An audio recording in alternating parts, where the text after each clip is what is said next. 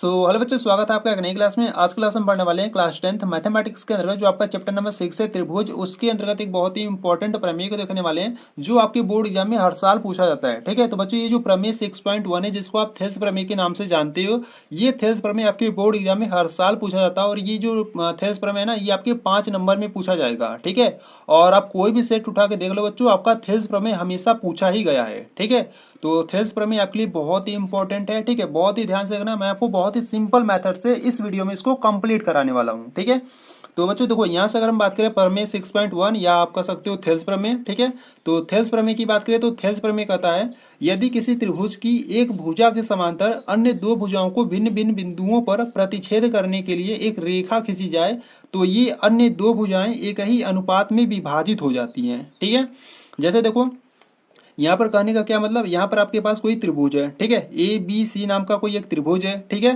तो इस त्रिभुज की एक भुजा के समांतर, तो यहाँ पर हम मान लेते हैं ये जो बीसी भुजा है ना, इसके समांतर आपका एक डीई रेखा खींचा जाए। ठीक है, बीसी भुजा के समांतर अगर डीई रेखा खींची जाए तो ये जो डीई रेखा है ना बच्चों, ये अन्य दो भुजाएं यानी कि ए बी और ए सी को वो एक ही अनुपात में विभाजित करती है। ठीक है, यानी कि देखो जो ए बी है ना, इसको क्या करेगा, ए डी बटा डी बी के अनुपात में विभाजित करेगा, और ये जो ए सी भुजा है ना, इसको ए ई बटे ई सी के अनुपात में विभाजित करेगा। ठीक है, और यही आपको इसमें क्या करना है, सिद्ध भी करना है। ठीक है, यही आपका थेल्स प्रमेय होता है। ठीक है, इसी को हमको इसमें सिद्ध करना है। ठीक है, तो चलो इसको सिद्ध करते हैं। देखो पहले यहाँ से आप क्या हेडिंग बनाओगे, देखो किसी भी प्रमेय को सिद्ध करने से पहले बच्चों यहाँ पर पहले आप उत्पत्ति हेडिंग बनाओगे। ठीक है, पहले आपको क्या हेडिंग बनाना है, यहाँ से आपको उत्पत्ति हेडिंग बनाना है। ठीक है, इस प्रकार से।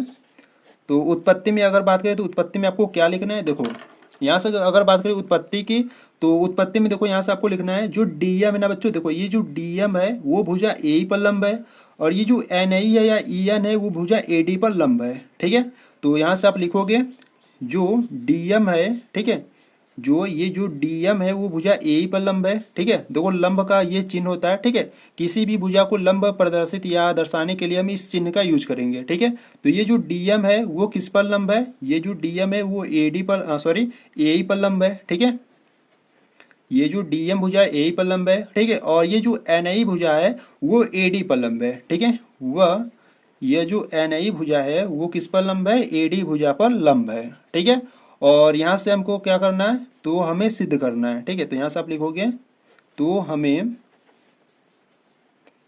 सिद्ध करना है। ठीक है, हमको क्या सिद्ध करना है, हमको यह सिद्ध करना है कि ये जो अन्य दो भुजाएं आपके ए बी और ये ए सी जो है ना, ये एक ही अनुपात में विभाजित हो जाती हैं। ठीक है, यानी कि कहने का क्या मतलब, देखो ये जो ए बी भुजा है वो ए डी बटे डी बी के अनुपात में विभाजित हो जाती है। ठीक है, तो यहाँ से हम लिखेंगे ए डी बटे डी बी। ठीक है, यानी कि ये जो ए बी है वो ए डी बटे डी बी के अनुपात में विभाजित होती है। ठीक है, और ये जो ए सी भुजा है ना वो ए ई बटे ई सी के अनुपात में विभाजित हो जाती है। ठीक है, ये जो ए सी भुजा है वो ए ई बटे ई सी के अनुपात में विभाजित हो जाती है। ठीक है, तो बच्चों हमको क्या करना है, इसी को प्रूव करना है। ठीक है, तो प्रूव करने से पहले यहाँ पर हम क्या करेंगे, रचना करेंगे। ठीक है, तो यहाँ से आप हेडिंग लगाओगे रचना।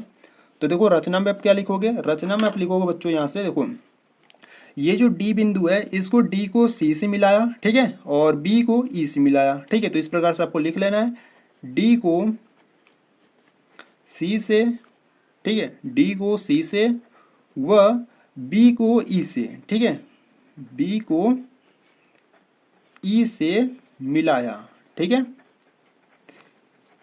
या आप इस प्रकार से भी लिख सकते हो कि सी को डी से और ई को बी से, ठीक है, मिलाया। इस प्रकार से भी आप लिख सकते हो। ठीक है, तो रचना में आपको लिख देना है कि डी को सी से व बी को ई से मिलाया। ठीक है, अब चलो इसको हम प्रूव करते हैं। देखो यहाँ से अगर हम बात करें तो हमको प्रूव करना है ए डी बटे डी बी और इज इक्वल टू में ए ई बटे ई सी। ठीक है, तो इसको प्रूव करने के लिए देखो बच्चों यहाँ से अगर हम बात करें त्रिभुज ए डी ई, ठीक है, देखो यहाँ से अगर हम बात करें त्रिभुज ए डी ई, ठीक है, अब त्रिभुज ए डी ई का क्षेत्रफल क्या होगा, देखो आपको त्रिभुज का क्षेत्रफल याद होना चाहिए। ठीक है, तो यहाँ पर मैं आपको बता देता हूँ। देखो यहाँ से अगर हम बात करें त्रिभुज का क्षेत्रफल, ठीक है, तो बच्चों देखो जो त्रिभुज का क्षेत्रफल होता है वो होता है 1/2 गुणे आधार होता है गुणे ऊंचाई होता है। ठीक है, त्रिभुज का क्षेत्रफल क्या होता है, 1/2 गुणे आधार गुणे ऊंचाई होता है। ठीक है, इसको आपको ध्यान देना है। ठीक है, तो देखो यहाँ से अगर हम बात करें त्रिभुज ए डी का क्षेत्रफल, यानी कि त्रिभुज ए डी ई का क्षेत्रफल, ठीक है, त्रिभुज ए डी ई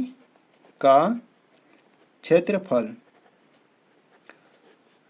तो त्रिभुज ए डी ई का क्षेत्रफल तो क्या हो जाएगा, यहाँ से 1/2 हो जाएगा गुणे। अब आधार इसमें किसको लेना चाहोगे, देखो इसमें आपके दो आधार है, त्रिभुज ए डी ई में आपका दो आधार है, एक ए डी है एक ए ई है, ठीक है। तो पहले क्या करते हैं ना बच्चों, पहले ए डी को आधार मानते हो। अगर ए डी को आधार मानोगे तो इस पे जो लंब होगा, देखो ए डी पर क्या लंब है, ए एन आई लंब है, ठीक है।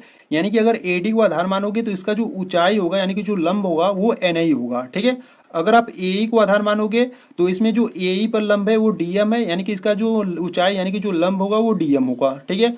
तो पहले क्या करते हैं ना, पहले हम ए डी को आधार मानते हैं, ठीक है। तो 1/2 आधार हम इसको ए डी को मान लिए, तो ऊंचाई क्या हो जाएगा, देखो ए डी पर हमारा एन आई लंब है, ठीक है। तो ए डी भुजा पर एन आई लंब है यानी कि ऊंचाई हमारा हो जाएगा एन ई हो जाएगा, ठीक है। इसको क्या करना है बच्चों, इसको आपको समीकरण नंबर 1 बना लेना है, ठीक है। इसी प्रकार से हम क्या करेंगे, अब त्रिभुज डी ई बी को लेंगे, ठीक है। क्या करोगे यहाँ से, त्रिभुज डी ई बी का क्षेत्रफल,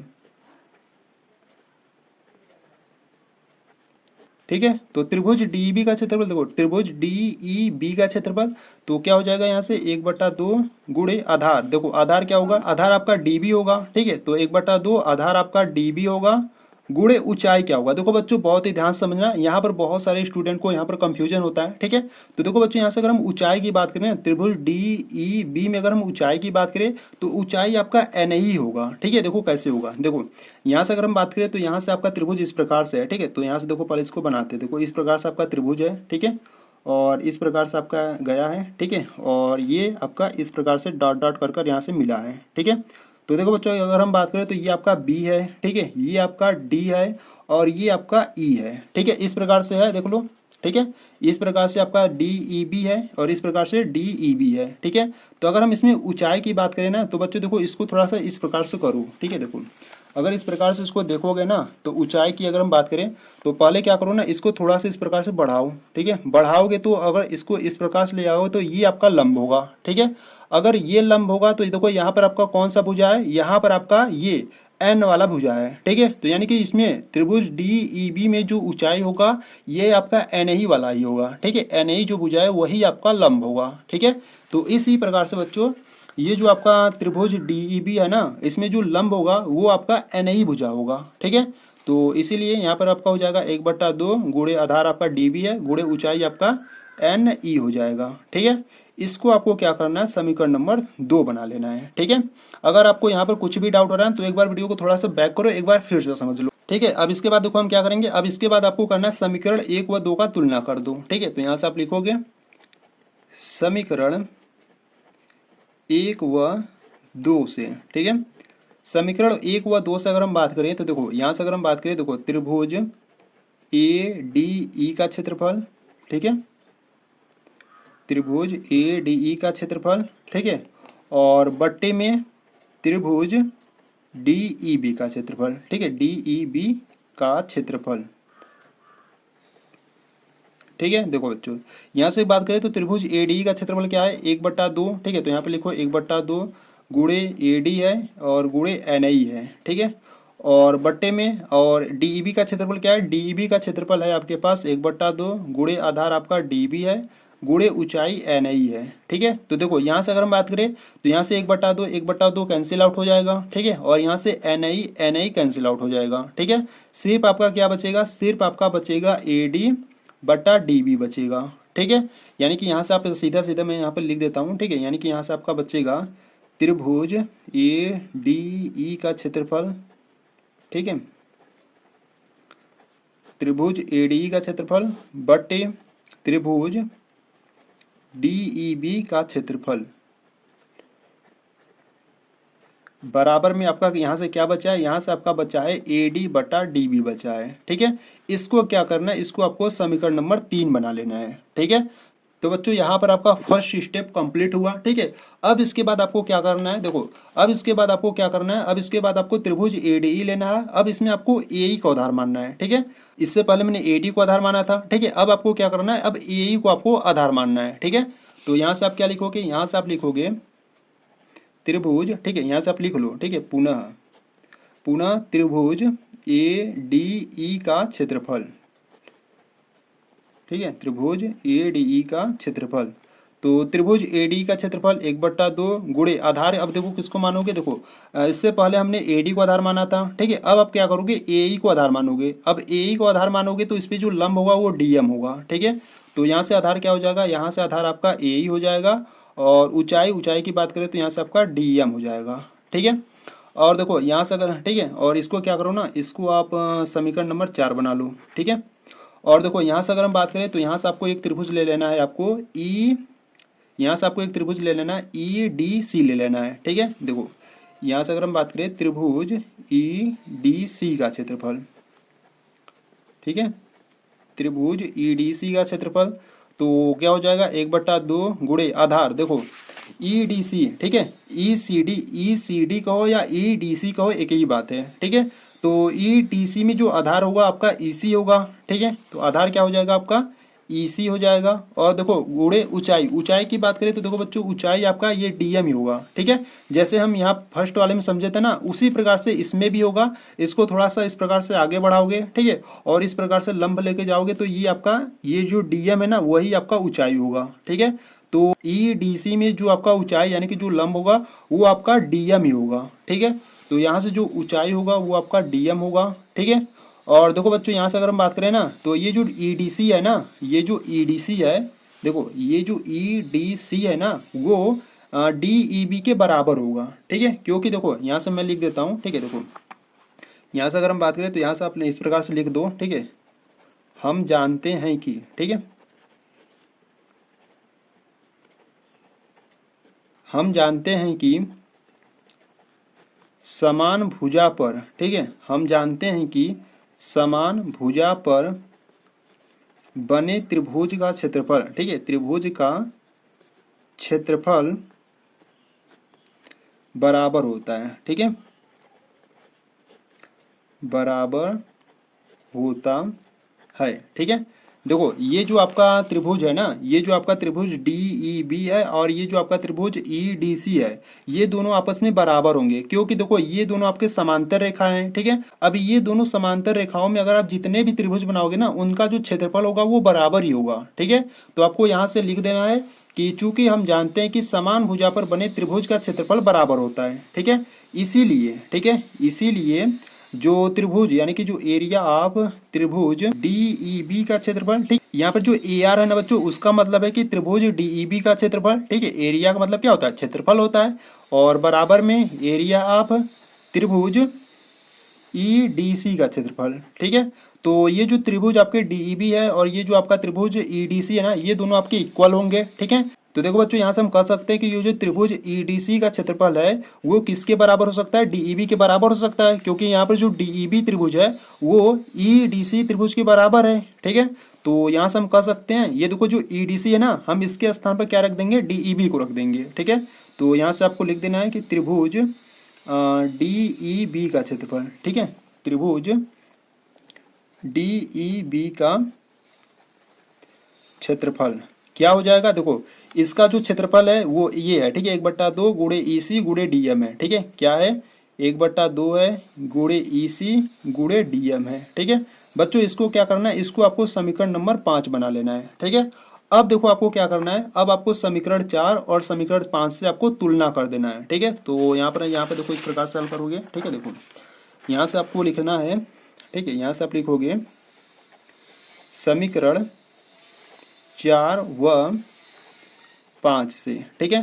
तो देखो समीकरण 4 की बात करें तो समीकरण नंबर 4 आपके पास है त्रिभुज एडीई का क्षेत्रफल, ठीक है। तो यहाँ से आप लिखो त्रिभुज एडीई का क्षेत्रफल, ठीक है, और बट्टे त्रिभुज समीकरण नंबर 5 क्या है, समीकरण नंबर 5 है डीईबी का क्षेत्रफल। तो लिखोगे यहाँ से त्रिभुज डीईबी का क्षेत्रफल, ठीक है। और बराबर में देखो ये जो त्रिभुज एडी का जो क्षेत्रफल है वो क्या है आपके पास, 1/2 गुणे ए गुणे डीएम है, ठीक है। क्या है, 1/2 है गुणे ए है गुणे डीएम है, ठीक है। और बट्टे में और जो डीईबी का क्षेत्रफल है वो आपके पास है 1/2 गुणे ईसी है, ठीक है, और गुणे डीएम है, ठीक है। इस प्रकार से लिख लिए। अब देखो बच्चों यहाँ से 1/2 कैंसिल आउट हो गया, ठीक है, और यहाँ से डीएम और ये डीएम कैंसिल आउट हो गया, ठीक है। आपके पास बच्चा सिर्फ यहाँ से ए और बट्टे में ईसी बचा, ठीक है। अब इसको देखो, अगर इसको सही रूप में लिखना चाहते हो तो इस प्रकार से लिख लो, ठीक है। देखो त्रिभुज ADE का क्षेत्रफल, ठीक है, बट्टे में त्रिभुज DEB का, ठीक है, DEB का क्षेत्रफल, ठीक है। और बराबर में आपका क्या बचा, बराबर में आपका बचा AE बट्टा EC बचा, ठीक है। इसको क्या करो, समीकरण नंबर 6 बना लो, ठीक है। तो बच्चों देखो, ये आपके पास समीकरण नंबर 6 आ गया और यहाँ पर आपके पास समीकरण नंबर 3 है, ठीक है। तो समीकरण 3 और समीकरण 6 से तुलना कर दो, ठीक है। तो यहाँ से आप लिखो समीकरण 3 व 6 से, ठीक है। यहाँ से अगर हम बात करें समीकरण 3 व 6 से, तो देखो यहाँ से अगर हम देखो, समीकरण नंबर 3 है आपके पास त्रिभुज ADE का क्षेत्रफल बट्टे त्रिभुज DEB का क्षेत्रफल, ठीक है।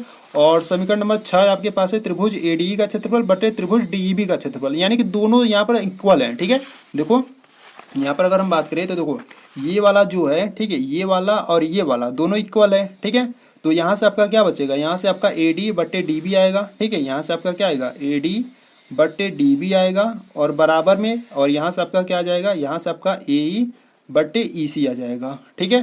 तो बच्चों देखो, समीकरण 3 और 6 से आपका क्या आ गया, समीकरण नंबर 3 और 6 से आपका AD बट्टे DB is equal to AE बट्टे EC आ गया, ठीक है। और EC को बच्चों आपको क्या करना था, प्रूव करना था, ठीक है।